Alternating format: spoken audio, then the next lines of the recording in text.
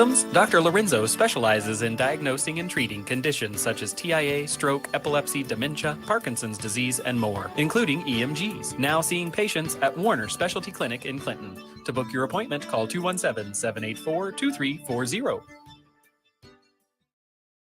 You're listening to The Morning Show, streamed by clicking the WHOW live icon at DeWittDailyNews.com. Top of the morning. Thanks for being with us. I'm your host today, Seth Lawrence. The WHOW Morning Show streams to Facebook and YouTube. It's brought to you by Peterson Insurance, your Pekin Insurance agent in Clinton. Curt Homann is the executive director of the DeWitt County Development Council and joins us in studio today. Good morning, Curt. Good morning to you, Seth. Yeah, thanks for coming out and making time for us. I know you're a busy man these days. What's keeping you busy with DCDC? What's on your radar right now? Well, it is busy, and it feels like there just aren't enough hours in the day anymore, but definitely busy. Right now, I'm trying to finalize the grant submission, which is, I think, an important grant for DeWitt County. Okay. And that would do an economic study, strategic plan for DeWitt County as it specifically relates to COVID. Okay. Also been working with some new potential business, doing some business planning and obviously getting out and meeting people and saying hello. Sure. So, well, let's dive into that grant opportunity and the strategic planning component. First of all, again, tell us about the grant. Who's it through? What's it about? How about some of those things? Sure. So this is actually a grant through the state of Illinois, but it's a pass-through grant that actually comes from the federal government with COVID relief funds. So the grant is specific to creating a plan that would help the county or area get out of COVID or recover from COVID. Yes, thank you.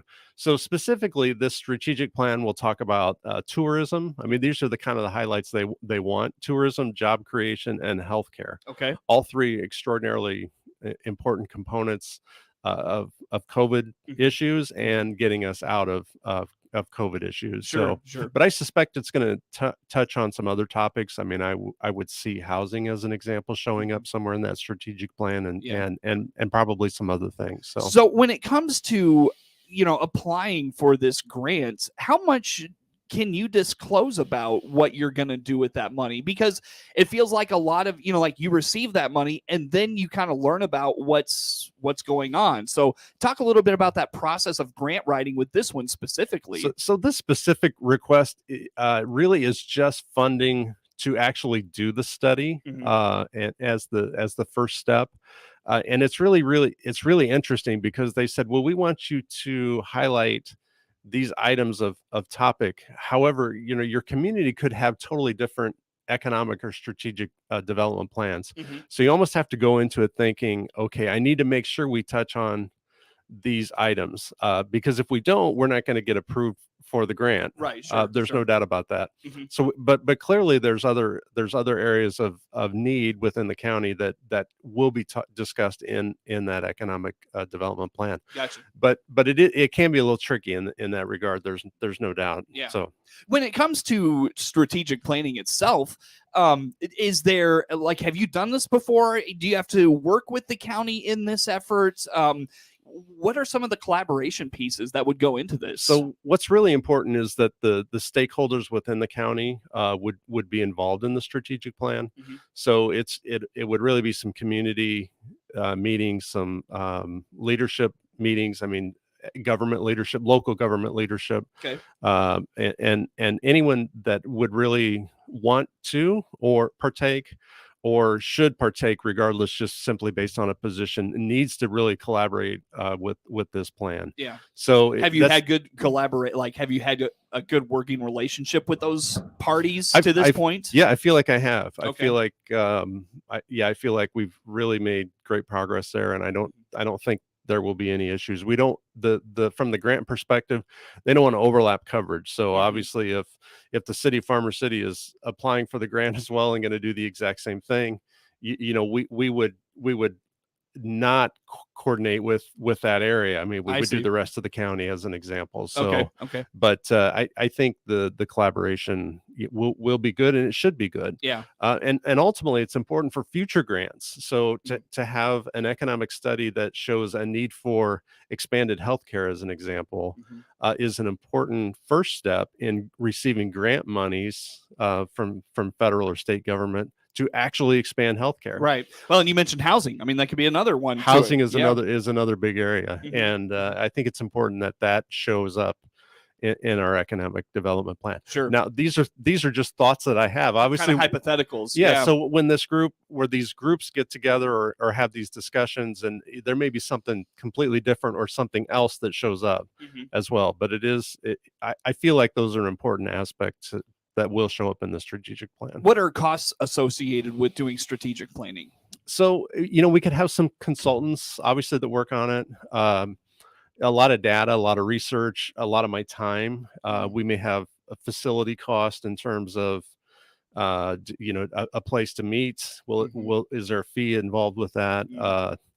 Typically, you need to offer some water or soft drinks or whatever at some of the meetings. So there's some soft costs there, but Right. a lot of it is time as much as anything else. So. Gotcha. So if the county was, or if DCDC was to secure this grant and then work with the county on strategic planning, what would kind of be the timeline of this? And, in terms of that planning, that roadmap that strategic planning kind of entails, what's the process for, how long that would take? And then how far down the road would that look? Yeah. So this was a pretty quick grant. So, the application deadline is coming up soon.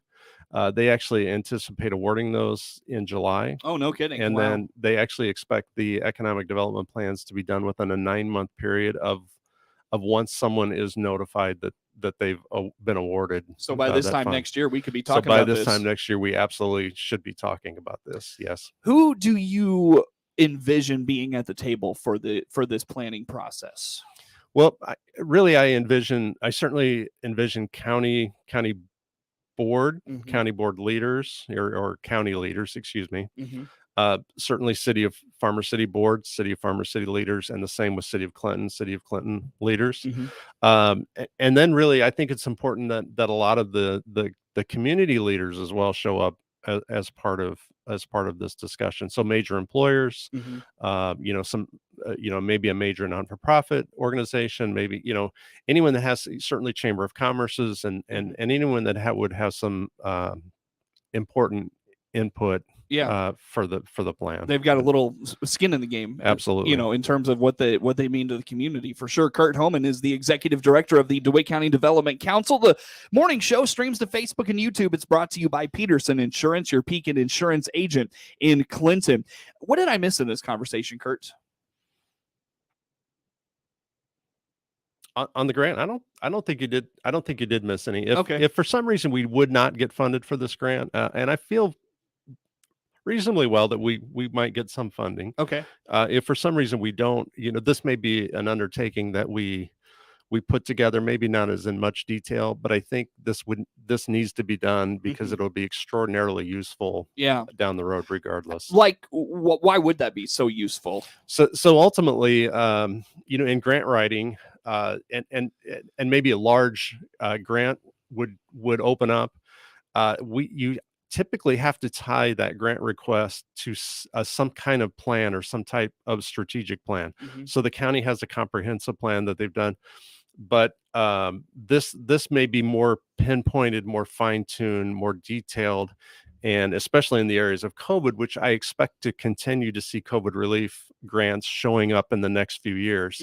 So if we pinpointed the areas that the government wants us to pinpoint, and we have things in our strategic plan, I feel like there's going to be monies coming in down the road through further grants. This is kind of embarrassing to admit. I could not think. I knew the county had a plan, and for whatever reason, comprehensive plan was not like popping into my head. I'm glad you brought that up because I wanted to ask about that. Like, how is this not overlapping with what they've got in place? Because this county board references that plan quite often. They want to follow what they've got in place, and that's something that they're committed to. so there's no overlap. There would be no overlap with this versus that. There could be, there should be some overlap. There's no doubt. I just think this specific plan, it would be done now, so it's more timely. And secondly, we're specifically targeting the areas that we think there'll be funding for. We have to, for the grant, to get this grant, we have to target tourism, job creation, and healthcare. So we're gonna really specifically look at those. So as an example, the comprehensive plan existed before COVID existed, or to the COVID impact existed, and so it's really going to be directly related to COVID. Now, some of the items certainly will overlap. I mean, some of them haven't changed, but it's going to be a more fine-tuned plan. Will this at all give us insight into how COVID has impacted the community? It could, and most likely that's one of the in the grant request. I have to point out how it has impacted the community. Okay. If we were not to get COVID funds, it would really, this grant funds, it would really be because other areas maybe were impacted more. So that would be a major factor in whether we get this funding or not. So I really have to point out all the ways that we were impacted to maximize our chance to get dollars for this grant. Gotcha. Interesting. Well, we look forward to hearing on that down the road for sure, but would be a really neat opportunity for the county. Absolutely. Curt, I'll tell you what, let's take a time out here. In the meantime, where do folks go to learn more about all things DeWitt County Development Council? I always send people to our Facebook page first, and find us there and reach out if you have any questions, but always reach out by phone if you need to too as well. 935-5271. All right. Curt Homann, Executive Director of the DeWitt County Development Council, is my guest in studio. More to come with him on the morning show.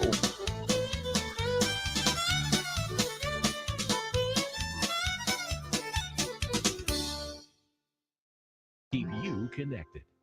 Let's check the markets now on the RFD Radio Network. I'm Jim Taylor. Corn lower, beans lower, and wheat trading higher at this hour. May corn 794.5 down 9 1/4. July corn down 12 1/4. 785 1/4. December new crop 722 3/4. That's down 15 3/4. May beans 1661.5 down 17. July beans down 20 3/4.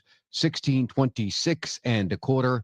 And November new crop 1472.5 down 19 1/4. July wheat 1113 3/4 up 7 1/4. September wheat up 7.5, 1114 3/4. December wheat 1115 3/4 up 7 3/4. May bean meal 426 even, that's down 90 cents. May bean oil 86.04 down 46 cents. I'm Jim Taylor for the RF. MR Systems Wireless is your local internet provider for Clinton and surrounding area. They have the products you want and the local service you deserve. MR Systems Wireless Internet service for home or business includes unlimited data, unlimited streaming, and unlimited calling. Plans start at just $48 a month. And get a free Roku 4 lease with our media packages. Get the speed you need with MR Systems Wireless. Call them at 935-2100. That's 935-2100 for MR Systems Wireless. Getting your pet's needed medications is easy with Covenant Animal Clinic in Clinton. Yes, very convenient, especially because I live in Bloomington. It always gets delivered right to your door. I've used the online pharmacy. It's so easy. Click the Covenant Animal Clinic icon at DeWittDailyNews.com to learn more.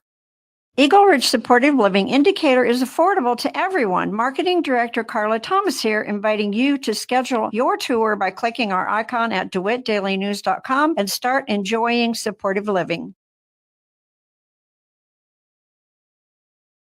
You're listening to The Morning Show, streamed by clicking the WHOW live icon at DeWittDailyNews.com. Once again, good morning. Thanks for being with us. I'm your host today, Seth Lawrence, and the WHOW Morning Show streams to Facebook and YouTube. It's brought to you by Peterson Insurance, your Pekin Insurance agent in Clinton. Curt Homann is the Executive Director of the DeWitt County Development Council, my guest in studio for this morning. And Curt, I know that you've been really focused on getting Revolving Loan Fund dollars into into the hands of local businesses. That's been a real big push of yours, and sounds like you're having some success. What's going on there? We are. So our DCDC board just approved another revolving loan fund request for a local Clinton business.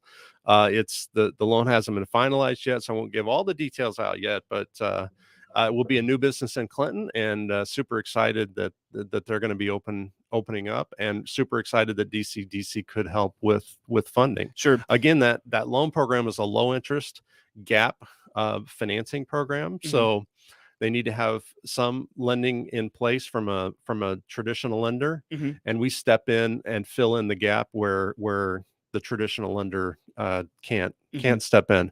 The rates on that program, this loan will also be at 3%. Mm-hmm. Those rates might be creeping up, but that program is capped at 5%.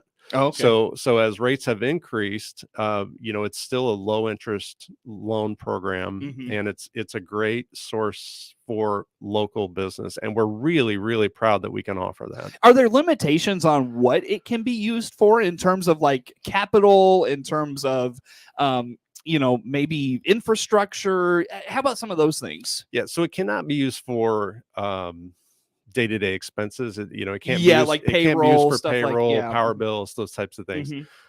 But where we've seen it used in the past and recent past is equipment purchases. It could be a down payment for a building, as an example. Mhm. It could be the sale of a business. There was one that was completed recently, I see. and based on the dollars available from the primary lender, there was just a small gap in there, and that we filled that gap, so we were able Right. to complete it.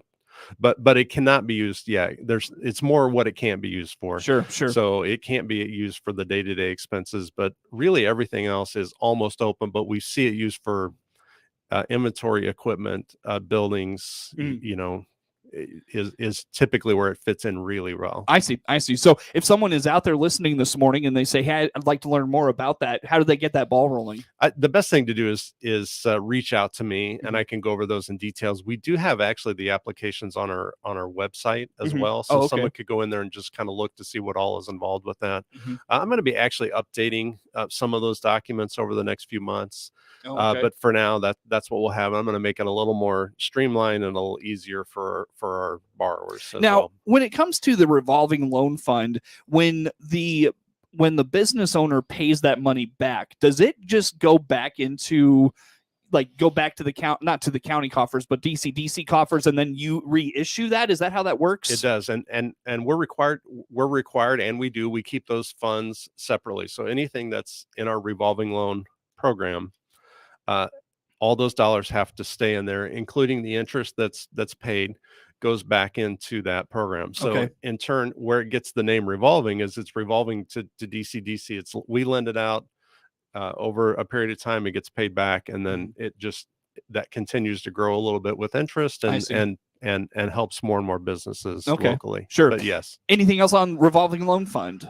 No, it's actually it's a great program. It's getting a lot of interest, Mhm. and there's 2 or 3 or 4 businesses that are in initial discussion phase. Whether it actually will fit for them or not, I don't know that yet. Okay. But I suspect you'll be seeing more and more and hearing more and more about that. Well, that's terrific. There's interest in it. There is, and I have to tell you, I ran into a local county leader the other day, and they really pointed out, they said, we're really thankful that DCDC's focus has really started focusing more so on our local countywide businesses. And this revolving loan fund is a great resource to do that. Not that we're not focusing outside of the county to attract different business in as well, but it's really been an effort to make sure that we are addressing the needs of our local business already, and our local people that want to open up businesses locally. Well, and I feel like that kind of plays into the old saying, a rising tide lifts all boats. Like if you're helping businesses here, that's going to elevate everybody, and that's going to attract more people in, I feel like. So I feel the same. Yes, absolutely. Cool. Awesome. Well, Curt, let's dive into in our final moments here together. We've got about 2.5 minutes, so plenty of time here to tell us about a new board member and property acquisition at the same time. What's going on here? So we have 2 new board members actually. So Nan Crane from Clinton is now on our DCDC board. That was effective officially as of our last meeting, and we're glad to welcome her. And then Scott Testori, the mayor of Farmer City, has been coming recently to our DCDC board members, and he's now an official board member as well. So our board is growing. It's nice to see our boardroom. Last time we met was just a few empty chairs. And now, where do you meet at? So we actually meet in the Farm Bureau that's what I thought. building. Yeah, that's what I thought. In their conference room. So, which is a nice conference room, a lot of space. Yep. And it's good to see our organization board growing as well. Always good to get important to have our city and county leaders as part of that, so we know exactly where they want us to focus. Sure, but absolutely. About a minute and a half. I know I'm not saying this correctly, but land acquisition, there's a theme there. What's going on? Well, so the city of Farmer City owns 20 acres next to the interstate, and they'd really like to see that developed. So DCDC partners with Intersect Illinois, which is a private state partnership. Basically, most people would equate that to a multiple listing service. They're familiar with that with a real estate. Okay. But it's for commercial properties that are or aren't listed with a realtor. They don't have to be. Okay. But it is really a statewide database which tells businesses where there's properties that might be available. So getting word, maybe expanding the reach on the word on that. Correct. So the state has really pushed this site to be the first site that businesses go to look for property. So we were able to get contracted with that. We've got the Farmer City property on there. We need to add more county properties on there as well, and we'll be doing that over the next few months. That's certainly one that Farmer City wants us to target. Yeah, sure. I can imagine why. So, Curt, it's always good to have you again. If you don't mind, one more time, tell us how to follow DCDC. Follow us on Facebook. You're listening to The Morning Show. On the internet, dcdc-illinois.net, or reach out 935-5271. All right. Always glad to talk. Curt, thanks for coming out. Curt Homann, Executive Director of the DeWitt County Development Council. The Big 1520 WHOW Clinton 92.